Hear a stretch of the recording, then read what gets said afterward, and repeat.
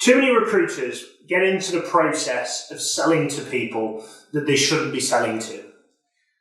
Good salespeople will proposition, propose, present the firm, go through X, Y, and Z, and sell on the potential objections. Great salespeople are challenging those prospects to understand if they're the right client for them. Now that sounds a little bit arrogant. I only work with X firm, and I understand that theory and get it. We want to work with anybody we can, in essence. But I suppose that statement, do we? Do we want to work with the clients that have a really, really poor reputation?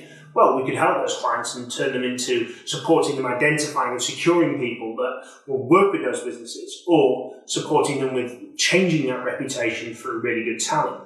So there's loads of different arguments in there, but the common thing that I see is recruiters reaching out to prospects and trying to sell to them when they are a firm no.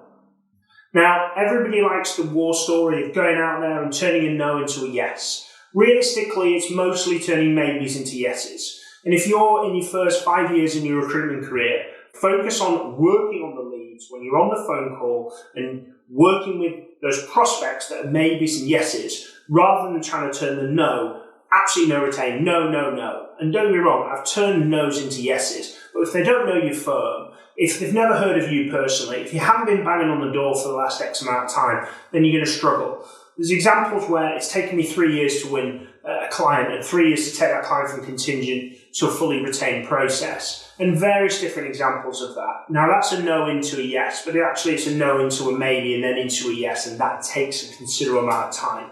I'm going to guess if you sit down with your boss, they're probably going to tell you they're not going to wait 3 years for you to win a 200,000, 300,000 pound client per annum.